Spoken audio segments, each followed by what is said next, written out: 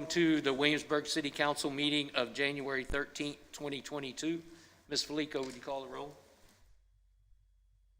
Mr. Rogers. Here. Ms. Ramsey. Here. Vice Mayor Dent. Here. Mr. Maslin. Here. We have one item under special matter, which is consideration and approval of a remote participation request for Mayor Douglas Pons for the January 13th, 2022 business meeting. Mr. Trivette? Yes, Mr. Pons needs to special accommodation so that he can participate, and in order to do that, it requires the council to approve that request. Thank you. Any discussion? Megan. Is there a motion? So I move to allow Mayor Doug Pons to participate remotely. Second. Mr. Rogers. Aye. Ms. Ramsey. Aye. Vice Mayor Dent. Aye. Mr. Maslin. Aye. And we'll turn it over to Mayor Pons. Well, thank you. And just for the record, I did not take it for granted that you all would accept me. So that takes us now to council minutes. In your packet, you have 4 items. Are there any changes or alterations? If not, is there a motion to approve? So I move to approve the minutes of the ARPA retreat November 9th and 10th, and the city council work session on December the 6th, and the meeting on December the 9th, all in 2021. Second. Mr. Rogers. Aye. Ms. Ramsey. Aye. Mayor Pons. Aye. Vice Mayor Dent. Aye. Mr. Maslin. Aye. Thank you. So we have no matters, no public hearings for the agenda. So it takes us now to background presentations. And today we have Mark Barham who's going to tell us about the dashboard. Barham. Thank you very much, Mr. Mayor. Let me get everything up. Here we go. So good afternoon, Mayor Pons and members of City Council. As you are aware, one of your GIOs during the current cycle was to strengthen the link between the goals, initiatives, and outcomes, the budget, and performance measures by better defining measurements and by producing operating reports that communicate progress towards goals established in the budget process. So today I'm here to kind of debut all the work that has been done to date to satisfy this goal. I'm going to walk you through the new performance dashboard, including one of the major goal areas, significant changes that have been made, and then we'll hop right into the monthly departmental operating reports. So first, the first change that we've made is we've added a new landing page called Performance Introduction. So this page attempts to help visitors to the site understand the purpose of the site and how the various components work together to fully and transparently highlight city performance. Budget information is scheduled to be available for the February meetings. So at that point, once we have the budgetary information in there, anyone can be able to see not only what the goal costs, the overall goal costs, but what the individual initiatives cost as well. And that'll be under each of the 6 major goal areas. Moving over to the performance summary. So this page has been updated to include the new, instead of the 8 previous goals, it has the new 6 major goal areas. Scroll. So again, you can see the goals, and this is just intended to provide a quick snapshot view, visual indication as to where we're at relative to each of the goals. You'll notice green is still means on target, yellow is still in progress, and if there were any reds, there are not. That would mean there's no progress on that at all. So now I'm going to walk through one of the goals. We're going to use 1 Williamsburg as a start. There we go.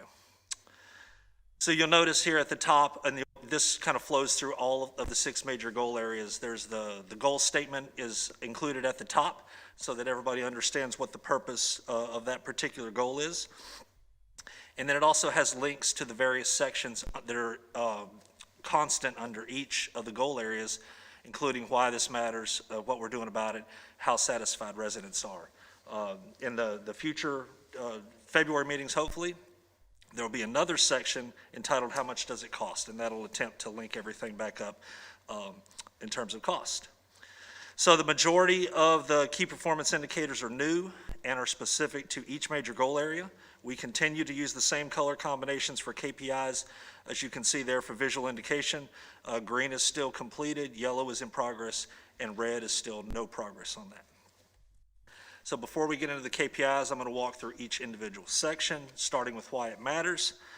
And this is just simply a text and in some cases, visual imagery that highlights why, in this case, Williamsburg, whatever goal we happen to be looking at, why that goal matters to City Council, to the organization, or to the citizens themselves. The next section is what are we doing about it? So this is where the individual initiatives for each goal, where they live. The first page is a summary page with the same color-coded indicators, as well as start and end dates. And if I can get where I can scroll, you can see. They have start and end dates along with the visual indication, as well as the project status itself. All of this information, this is exactly what we used last month to walk you through the midterm report. So all of this comes from our internal project management system, and then once a month we upload this data to the system. And at the top of each of the summary pages, you see the arrows, and then this will allow you to kind of walk through each of the initiatives themselves and get a feel for where we're at with each individual initiative. And again, this is the same information that you saw last month with the midterm report. Next is how satisfied are the residents? So the system, we've updated it with the most recent National Community Survey data, which is 2020. And to show you kind of how all this works, I'll walk through this one, which happens to be rating the overall quality of life in Williamsburg. And you can see here, that 92.2% in this current cycle rated their overall quality of life in Williamsburg as excellent or good. You can see the breakdown here, and I'll scroll here in a second to where you can see what that actually means. But you can use the arrow at the top to see it as a bar chart, or you can view it as a change over time. So excellent and good for 16, 18, and 20 versus below average or poor during the same time period. And below that, it further breaks it down demographically. So you can see folks that rated it as excellent or good by their income, and then you can see the various income brackets along the bottom. But then you can even further break it down by ethnicity, race, age groups. You can see that. Or tenure, how long have you lived in Williamsburg, or do you rent or own? And all of that is the same information, just broken down by those demographic informations. So at your February meeting, there'll be a fourth item over here on the left under each goal, and that's going to be, again, called how much does it cost? And this will show the overall cost of the major goal, and then further break down the cost by individual initiative. So this transparency ensures that anyone viewing the site has a clear understanding of not only the work that is being accomplished, but the associated cost for that work. Going back to the One Williamsburg goal and looking at the KPIs, we'll walk through a couple of these individual KPIs.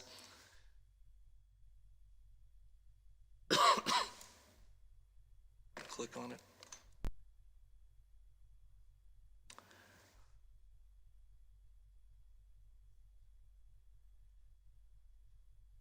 So each KPI now has two targets. You can see at the top, they have an easy goal and then a stretch goal. Those are established by the responsible department head, and that's associated with every KPI. And then if we go down and look, this is a new capability that we added to the dashboard for this particular iteration. And what this is where you have two essentially data points that have some level of commonality between them, but then we put them on the same chart. In this case, grants to minority and grants to women-owned businesses, such that just to provide a further level of context to the chart itself. And you'll see this as a recurring usage throughout the entire dashboard. So next, we'll just walk through a couple of the new KPIs. So we'll look at innovating a modern city. And again, number of prospects assisted and number converted. Again, you have an easy goal of 25 with 5 conversions, 50 efforts with 15 conversions, and then you see the chart in its different and new format, such that you can really kind of get a better understanding, provide further context to the data because of the commonality of that data.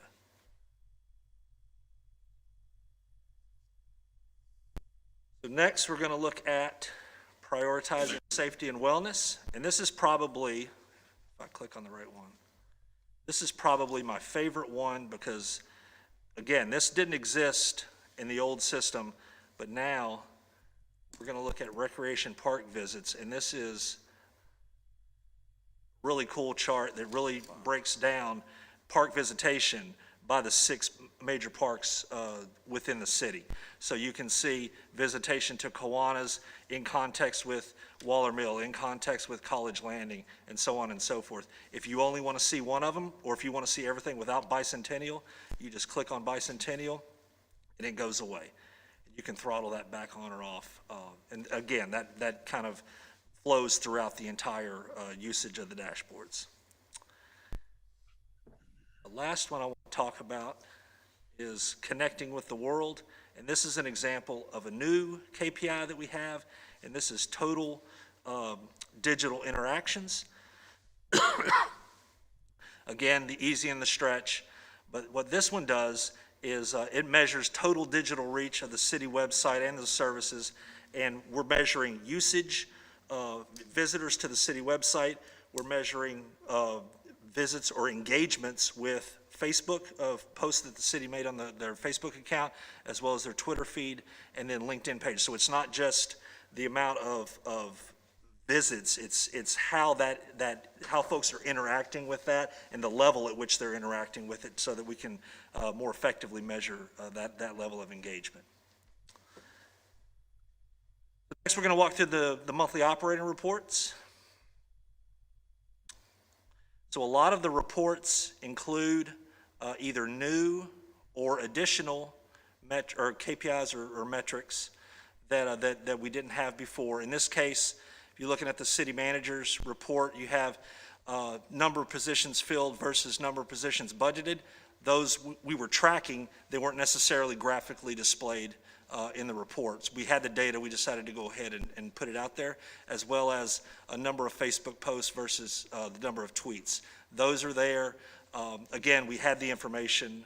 We just decided through this iteration of the dashboard to go ahead and put it out there. Next one we'll look at is economic development. This is a new one. This is, again, an example of one where we're taking data that has some level of commonality to it, but putting it on the same chart.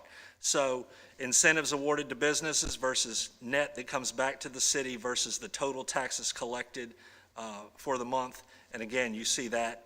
You can line up and be able to see each individual data point and the commonality between them. Again, this total taxes collected is new, which is why there's only a single data point for that, but this will obviously expand over time.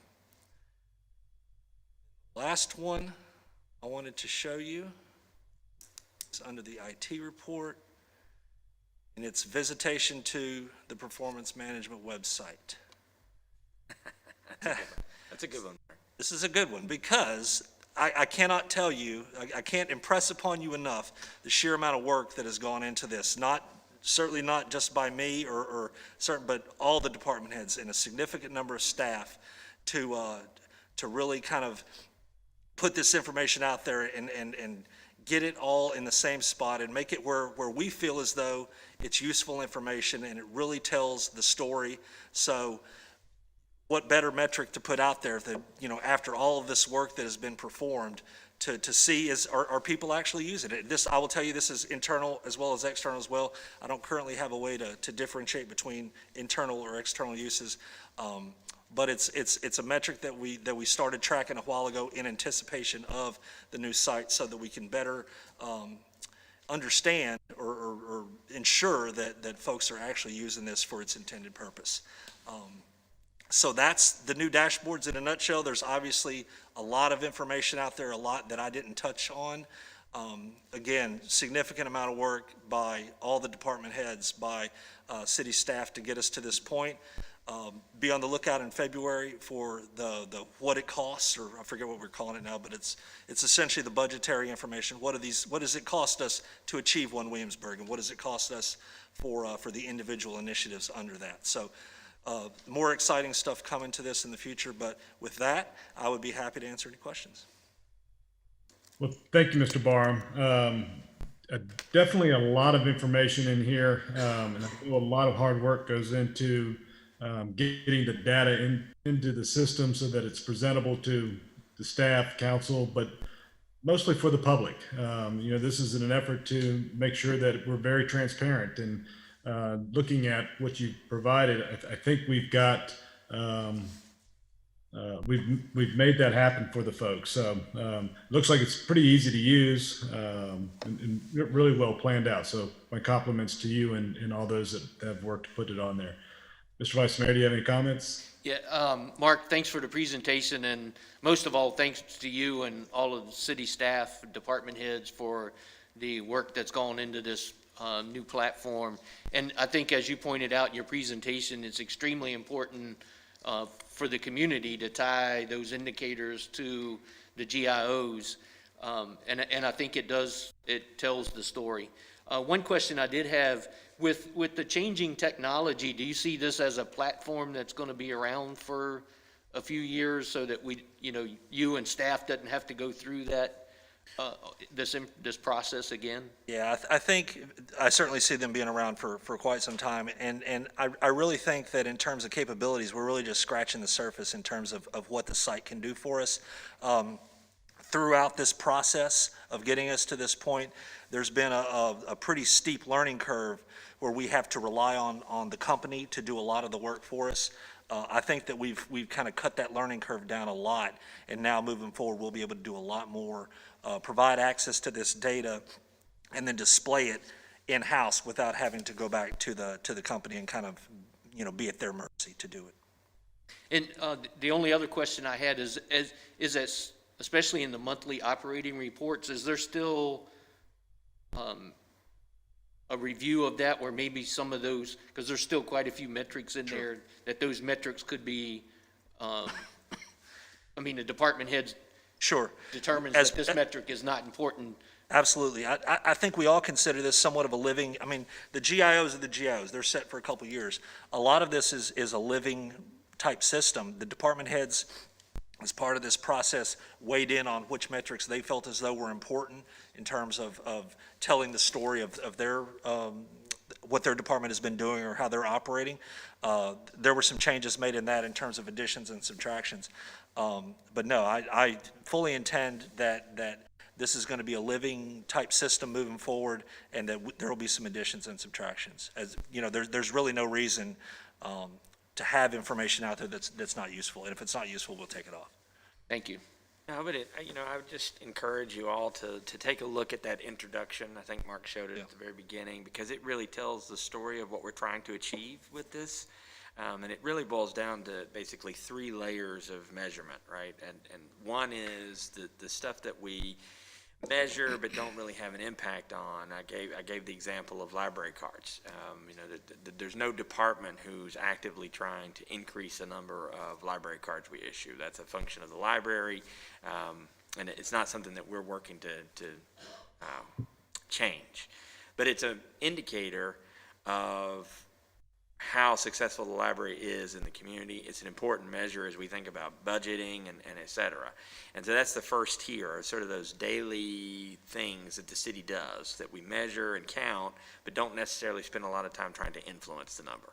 And then the next tier is the new one. That is the newly created key performance indicators. And we added those to show and demonstrate progress toward the goals that you all have set, and also, in some cases, measure the impact of our success with those goals. So I think as you explore those, you'll see that playing out in terms of what we set up as the measures, including the stretch goals for those targets. And then the final tier is the one that you're familiar with, which is just the overall progress toward completing the goals. You know, every year we give you the midterm report, and we show you how many of the subtasks have been completed toward getting that goal accomplished, and that'll still be the top tier of performance measurement. Well, I think in the big difference, I remember from my days as a department head, and we had all this information, we compared ourselves against other localities of similar size, and you got all these metrics, but then it was difficult to try to figure out, what do you do with these metrics, what do they mean? So I think this is a better system to address that. You still have work to do there. I mean, like you said, we really need to spend some time paring down what we're counting to make sure that it really is relevant and telling the story that we think is important, because it is a burden to measure so much. I know that when you were department head, when I first came here, I think there were 5 different systems to do this, and we were counting how many different metrics, Mark? It was over 900. Over 900 metrics. There's no one able to digest that much information and produce something of value from it. So we really have to be conscious of what's important in terms of making the policy decisions that the council's tasked with. Yeah, thanks, Mark. This is a great improvement, and as Drew was saying, it's let's focus on the things that we can actually impact and track them. It's especially good in terms of tracking projects. For example, the affordable housing, we've had the work group and their recommendations. So will we then be looking at, okay, here are the top 4 or 5 recommendations, and we've got milestones to get there. Where are we in relationship to the milestones, rather than just in progress to complete something? And then also, let's not lose the follow-up projects that we may want to be working on. We're not targeting a specific date, but for people, either staff or council members that are moving towards something there, if we can be capturing that as sort of like a reporting. For essential public services, let's say an example might be emergency medical services, response time for the medic units, where we're not meeting the target.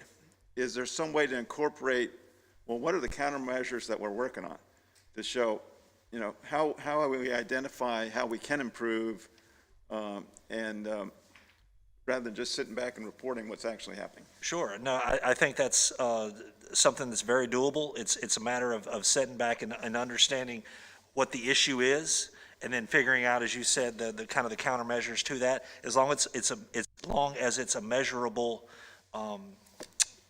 information, that we can certainly add that to it. I think that speaks well to where I talk about how it's got to be a living system. And we can certainly add to, in this case, to better tell that story or provide further context to, we understand that this is off target, and this is what we're doing to try to right the ship, if you will. That's great. Thanks. Barb? Yes, thanks, Mark. I really appreciate all the effort, particularly the difference between when I joined City Council in 2016 and had the information and the midterm sort of report on the GIOs. This is such a huge step forward, so it's much more user-friendly. I like the graphics, I like the colors, and I like the explanation and introduction at the beginning. I did have just a couple questions. So on some of those measurements, like visits to the park, how do you know, like, how many people have visited Bicentennial? I believe that there are people counters, but I think Robbie's going to come up and tell you that. Good afternoon. So at Bicentennial, we have installed pedestrian counters, and at our other Okay. parks that are single entry, we have installed traffic counters.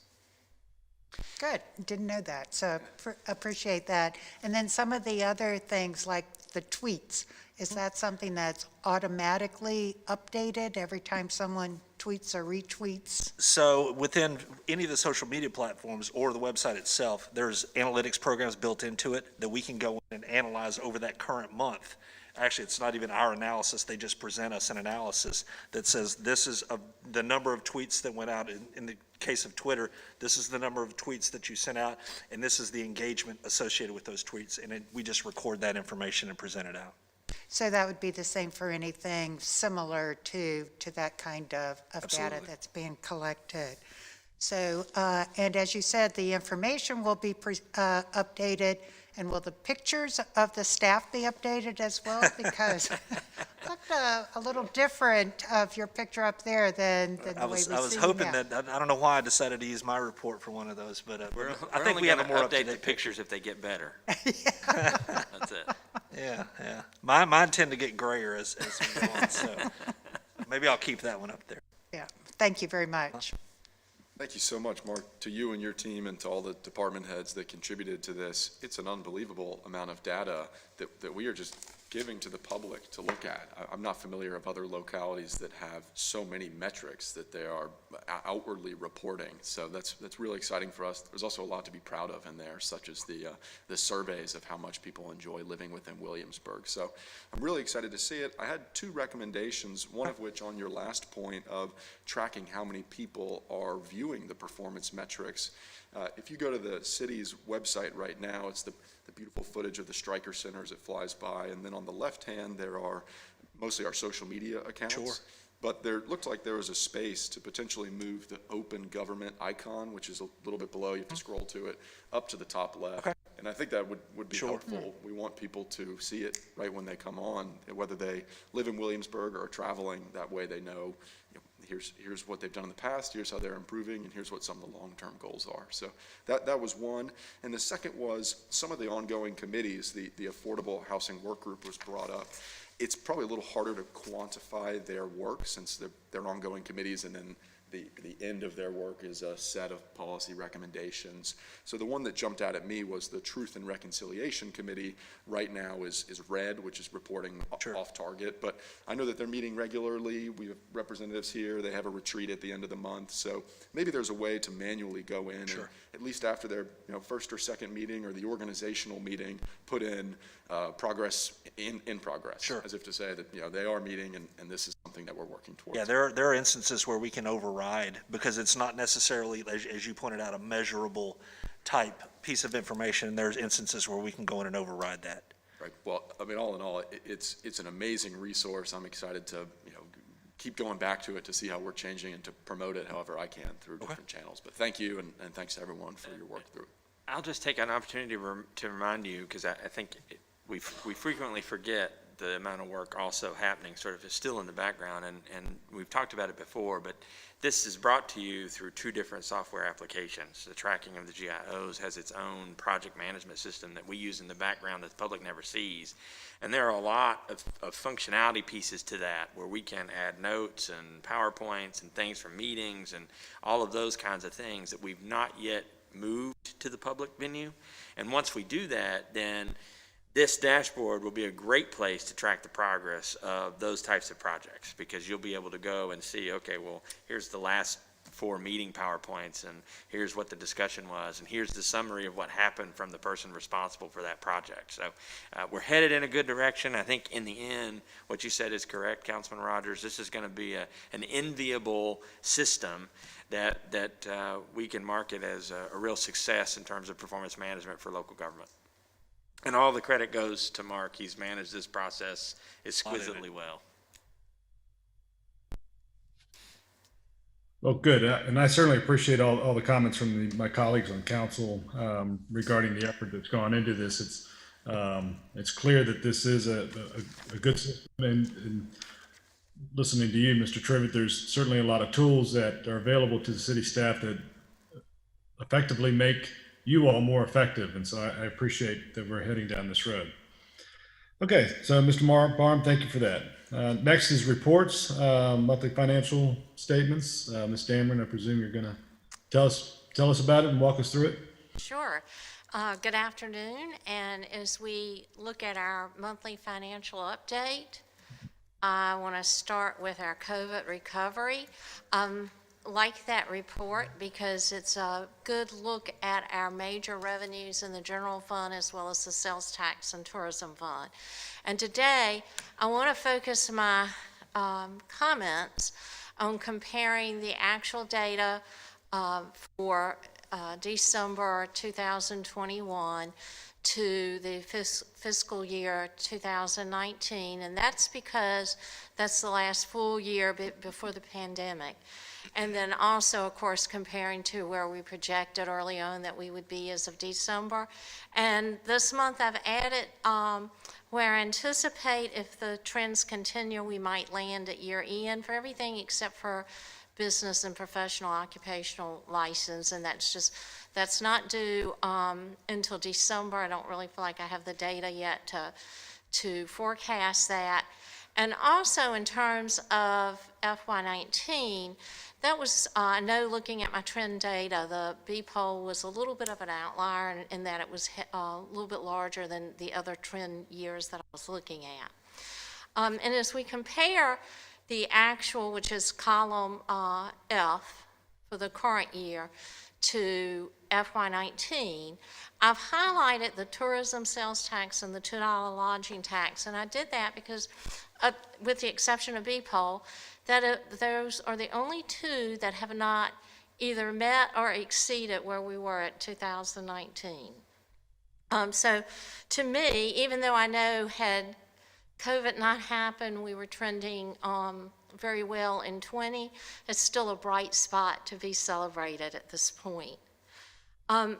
Looking at the actual results for FY22, there are only two revenues, real estate and tourism sales tax, that are under the projection for December, and those are by relatively small amounts.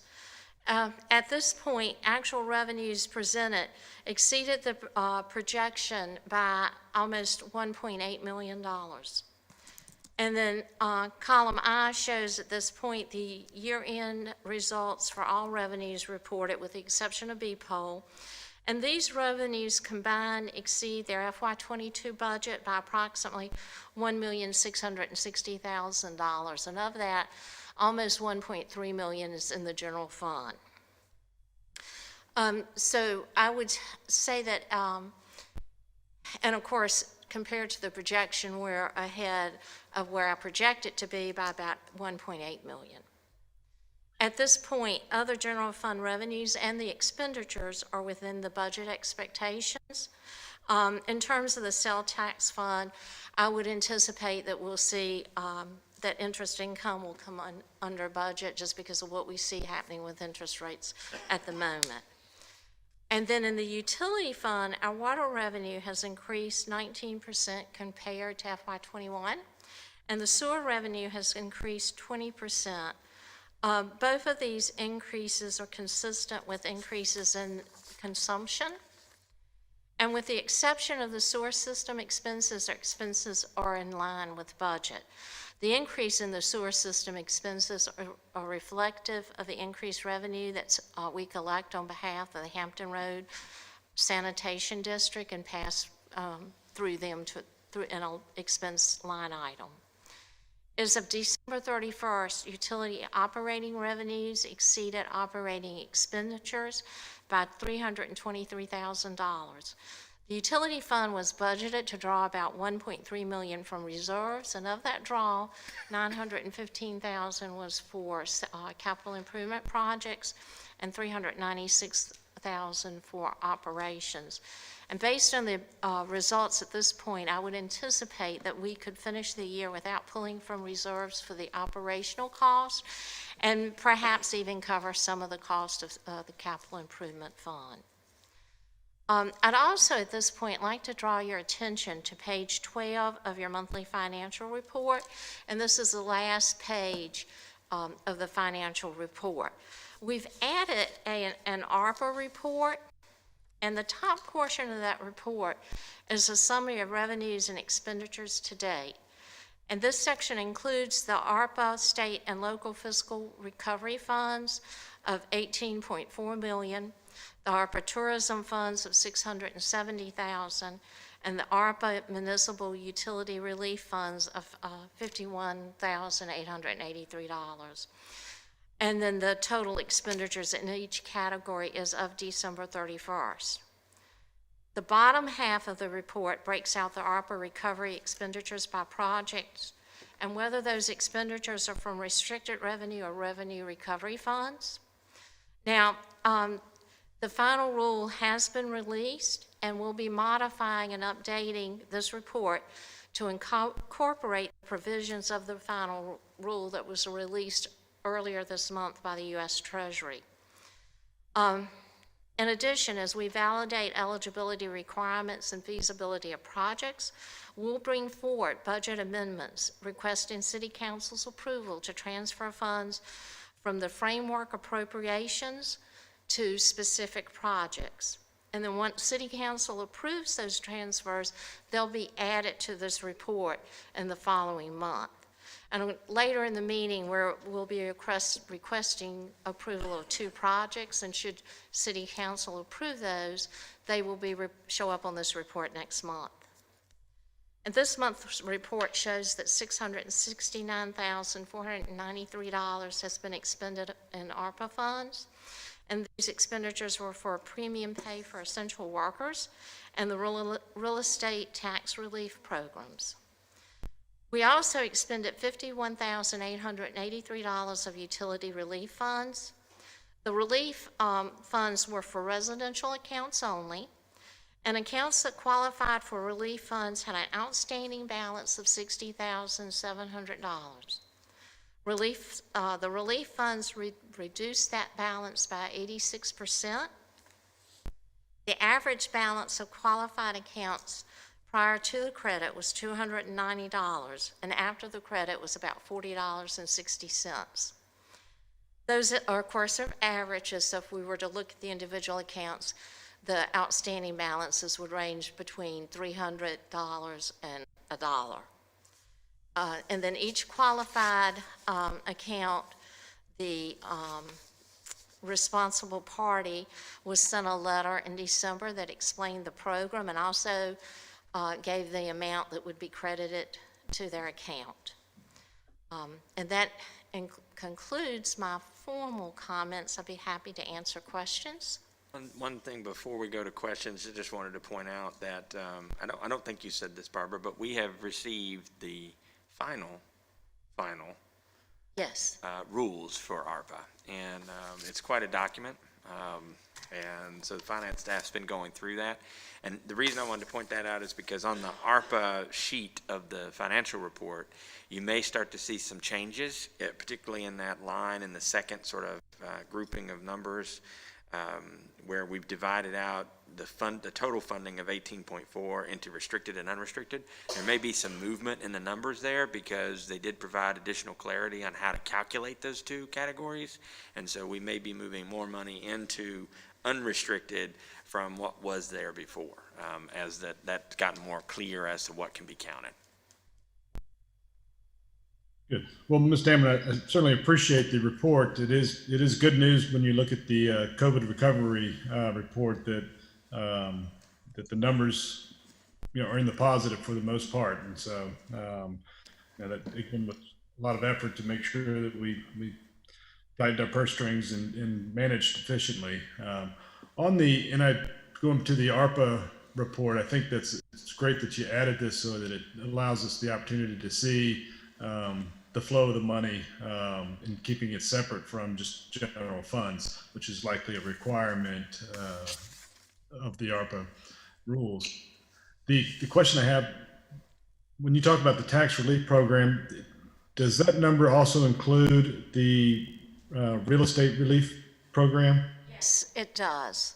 And we will, and as you can see, we have a larger appropriation, so we'll be coming back probably in February and adjusting for that because that has freed up some money for some other items. But as City Manager Trivette pointed out, it's about a 435-page document, I think, that we are starting to go through and analyze.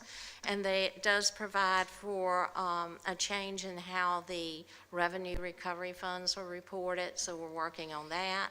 So there will be changes to this report moving forward, both in terms of the changes that we see coming out of the final rule. And also, I think we'll probably add some history so that each month you'll see a year-to-date and then the activity for that month. Great. Thank you. Mr. Vice Mayor? Thank you, Ms. Dameron, and as the mayor stated, obviously, it's nice to see the numbers continuing in a positive direction. hopefully this variant doesn't have the impact that the other variant and the initial COVID had. But I did also want to say, really appreciative of the ARPA funding status report.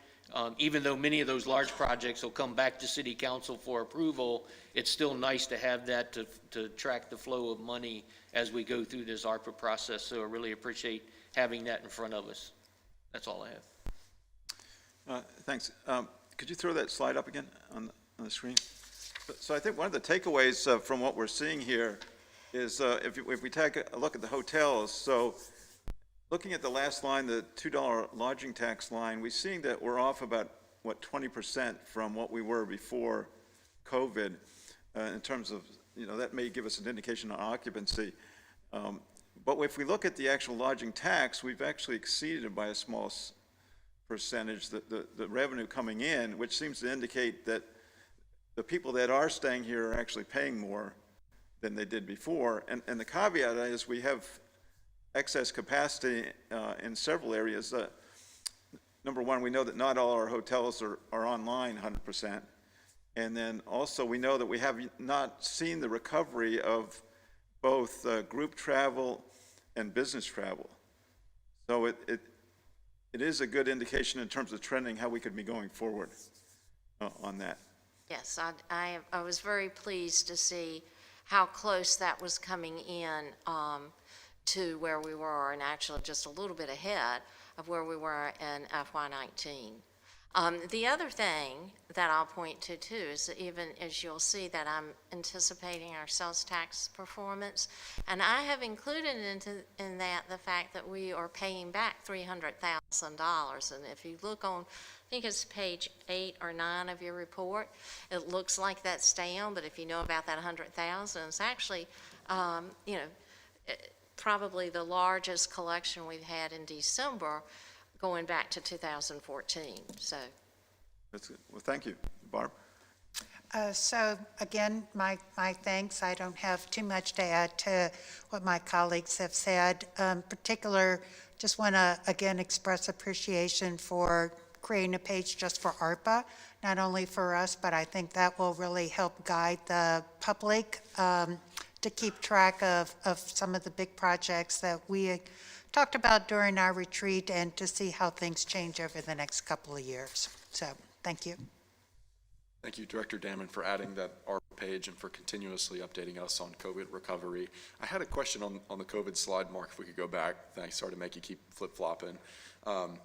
Help me out, I think I'm missing something here. I was surprised to find the variance by percentage of the lodging tax around 70%, whereas the $2 lodging tax was 23%.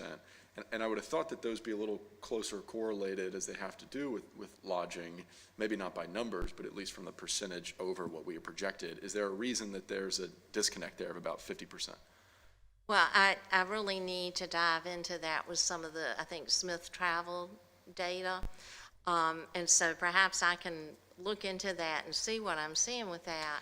Yeah, But I certainly think that what we may be seeing is how the rates are comparing to. The big difference between the lodging tax and the $2 lodging tax is how it's applied. So the lodging tax is applied to the total bill versus the $2 lodging tax is per night.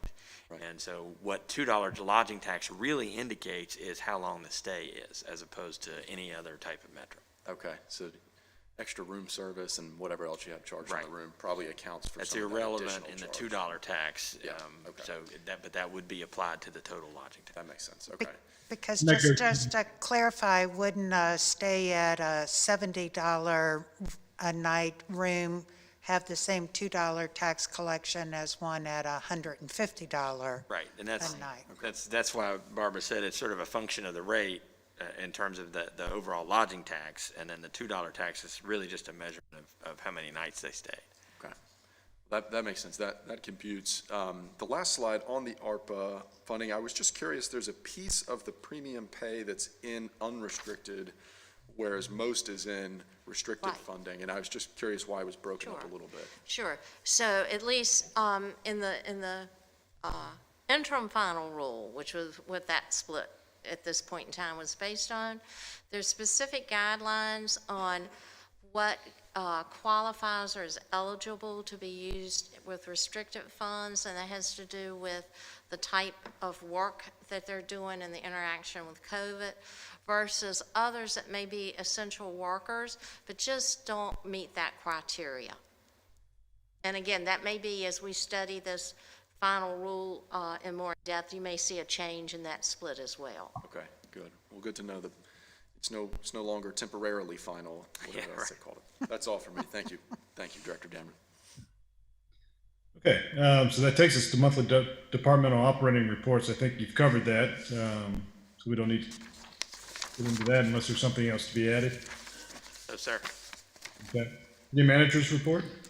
The only thing I was going to mention is that, as we begin to dip our toe into construction of the fire station, if you pay attention to the municipal building, we've started constructing the temporary apparatus bay, and that's affected the parking around the municipal building. So we did make some changes to accommodate employee parking around downtown, and so residents might notice a couple of changes in parking regulations, particularly on the closest blocks to the municipal building on Armistead and on Boundary, and then a whole section of Lafayette Street that now has permit only for employee parking. And, so far our experience has been pretty positive in that despite the loss of pretty significant number of spaces at the municipal building, we moved all of the city vehicles out of the lot to free up the spaces that they were occupying, and that seems to have accommodated almost all of the employees on any given day, while still maintaining a whole row of visitor spaces on the front.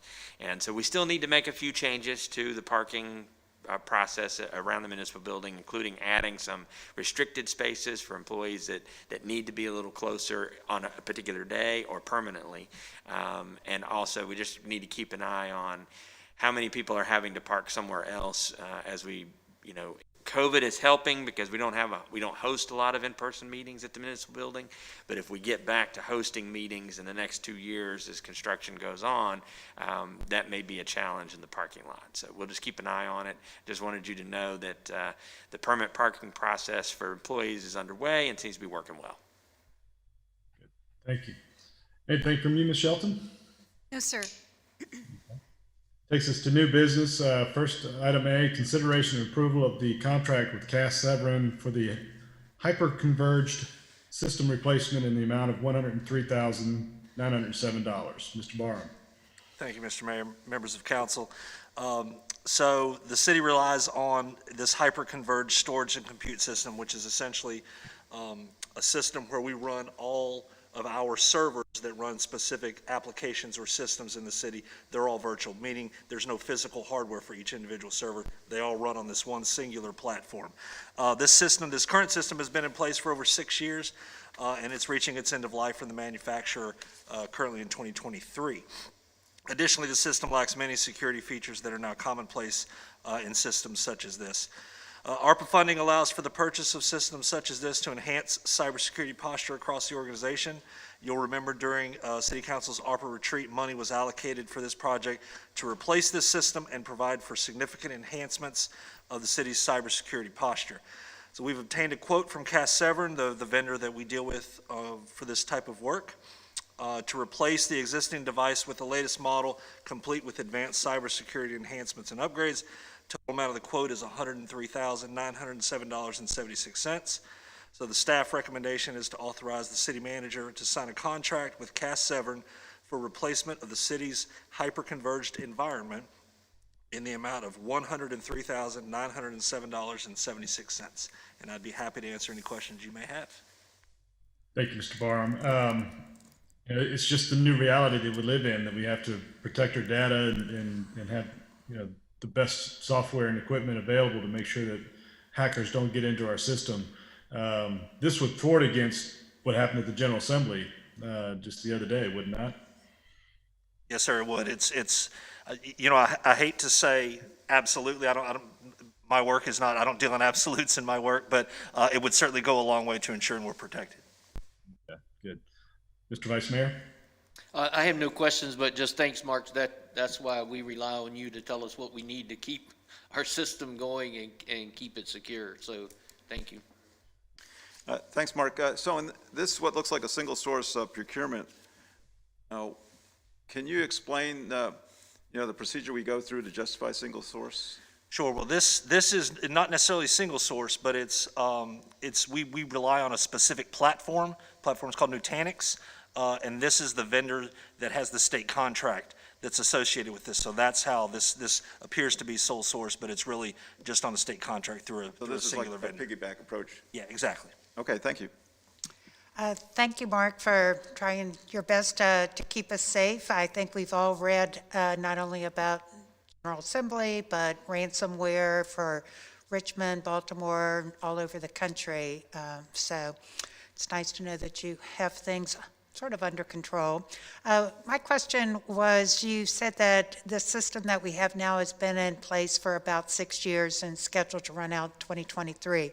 So is a 7-year about the norm for these kinds of systems? It is. There's a significant amount of stress that is placed. This singular system runs about 25 individual servers running a multitude of different applications.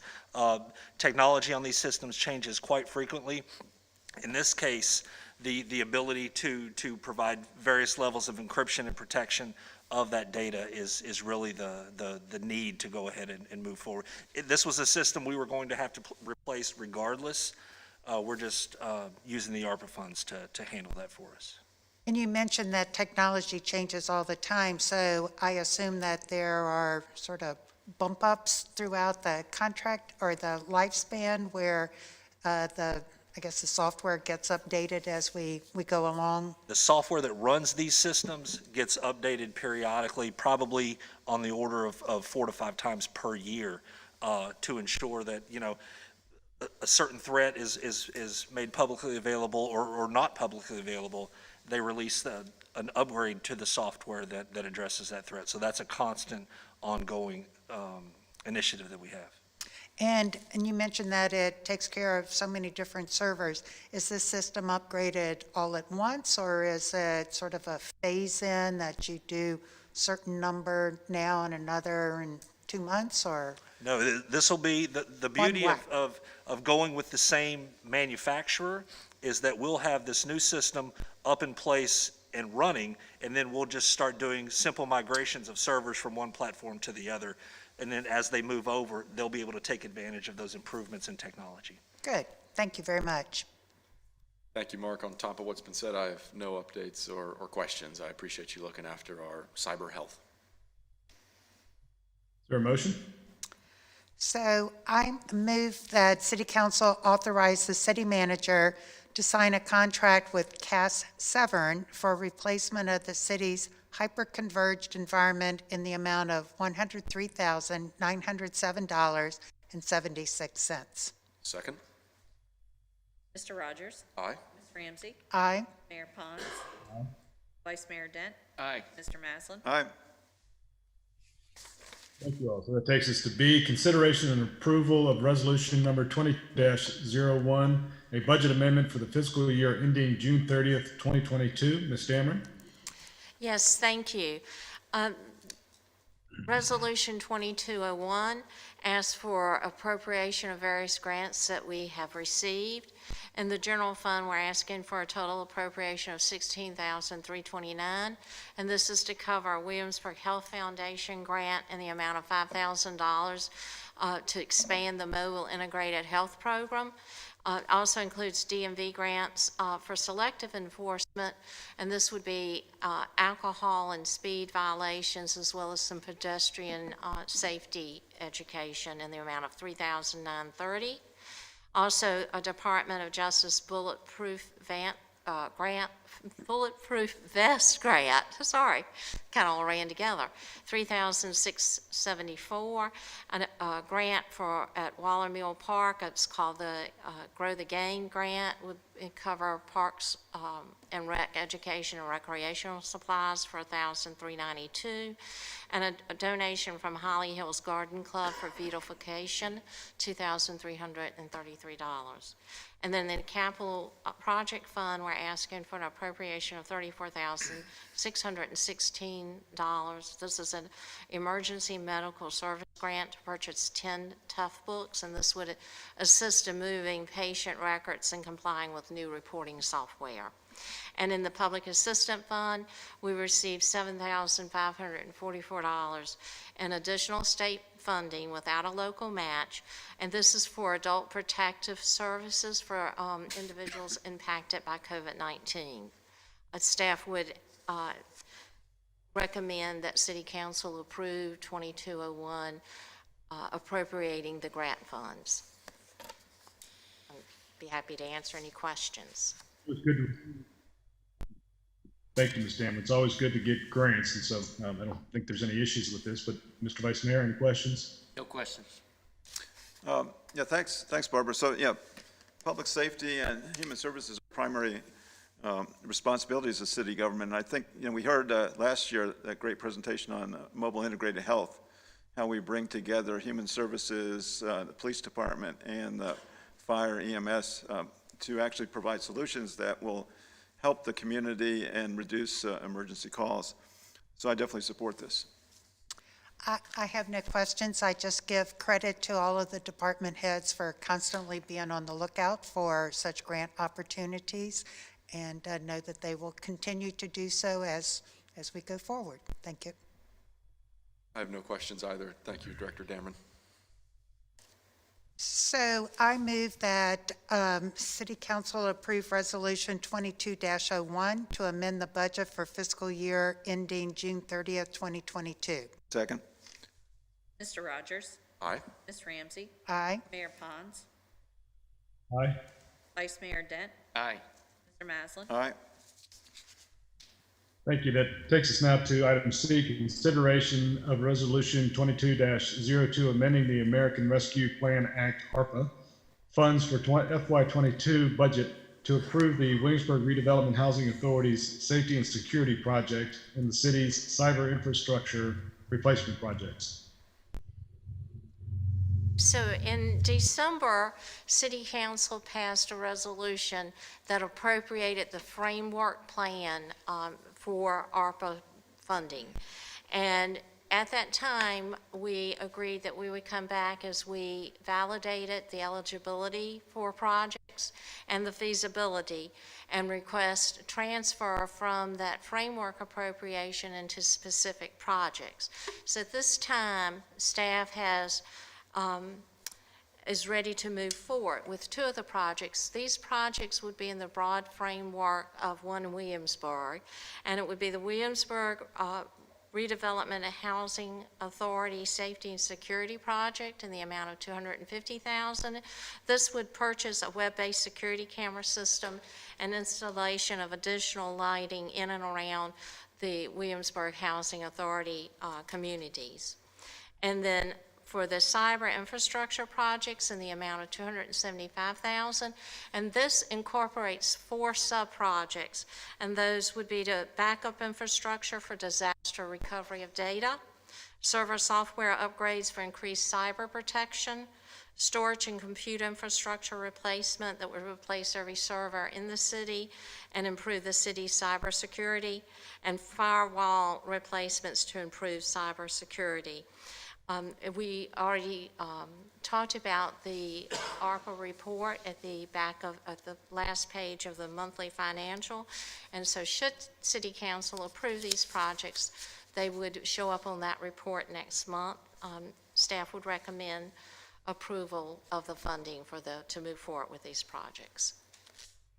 Good. Well, thanks for the report. I'm really pleased to see that we're going to be adding some additional security for our residents in our housing authority. I think that's an important aspect for them to feel more comfortable where they're living, and certainly with the additional lighting would be helpful. Mr. Vice Mayor? Yeah, I have no questions. I agree that the safety and security at the housing projects is a key issue that needs to be addressed, and all of these projects are important, so I'm ready to support. I also agree. Barb? So I only have one question, and we just talked about Cass Severn's contract for cybersecurity.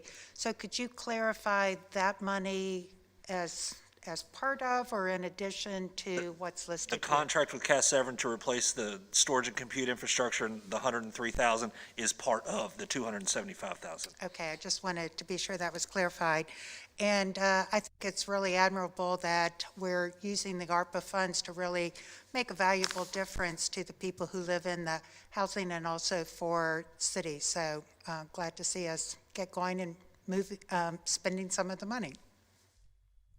And I agree with everything that's been said. This will certainly contribute to the feeling of safety for some of our local residents. And I know in discussing with Director Franklin, that we've been looking for this kind of security to add on to what we already have for a long time. So excited to support. So I move that City Council approve Resolution 22-02, appropriating $250,000 for the WRHA Safety and Security Project and $275,000 for the cyber infrastructure projects presented. Second. Mr. Rogers? Aye. Ms. Ramsey? Aye. Mayor Pons? Aye. Vice Mayor Dent? Aye. Mr. Maslin? Aye. Thank you. So that takes us to item D, consideration of resolution 22-03, amending the general fund budget for fiscal year ending June 30th, 2022, and upgrading the graphic design position from a part-time to full-time. Ms. Dameron? Thank you. The FY22 budget included a funding and the position for a part-time graphic designer. And this position was advertised and interviews were conducted. However, we were not able to obtain the desired skill set and attract a candidate. We believe that transitioning this position from a part-time to a full-time position would attract the desired skill set and candidate. We're asking for an additional $25,000 to cover the benefit package, and also asking to increase the authorized positions from 220 to 220.5. And staff would recommend approval of this so we could move forward with the graphic designer position. Just a couple of notes on this one. We're what Ms. Dameron said, we're asking for the $25,000, but in reality, that'll be accommodated in existing budget. So we're not adding money to the budget. We're just going to move it from surplus into that funding line. And, you know, one of the things that I didn't do as I wrote this up for you is I didn't adequately tell the story of what we're trying to accomplish here. You know, we have a one-person shop in terms of our public information officer, and she does an outstanding job. I think we can all agree to that. But she spends an inordinate amount of time on graphic design work. And if you've seen the things that she produces, there is a certain element of graphic design involved in all of it.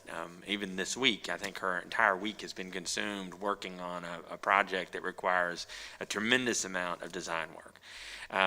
And so as we did interviews and decided that we didn't have the right candidate in the pool, it became clear that in order to get the skill set that we wanted on the graphic design side, we really needed to make this a full-time position.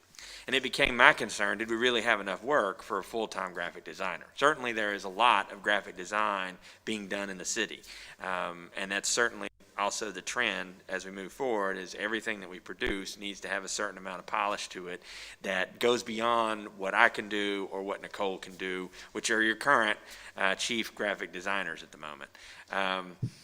So what we decided is that adding this graphic designer at a full-time level will augment what Nicole can do and free up some of her time and some of my time, frankly, to do other things. And particularly, I think one of the things that we will see improve, and the public may not notice it, but certainly we will notice it internally, is internal communications. We have a whole host of things that we have done in the past in terms of internal communications that we've not been able to devote attention to because we're spending so much time on the external communications. And a lot of that is the graphic design piece. Good examples of things that this person could take over are the sort of routine communication items that we put out. The e-newsletter, which has a whole host of graphic design component to it, and the Williamsburg Weekly, which of course is a weekly publication. So I think that you can imagine a weekly reduction of workload related to those things. So what we're really looking for is a graphic designer who can also do some of the writing. And so we're advertising it as graphic designer, and as Nicole has said many times, looking for a unicorn that has a lot of skills to bring to the table. So we're confident this is going to do that, and excited that we can add this to the budget without increasing the overall cost. Well, thank you, Mr. City Manager. You know, while this is a greater expense, I think that there's some hidden savings, as you point out, by freeing up some of the time that staff spends on doing things that they're frankly not qualified to do. And so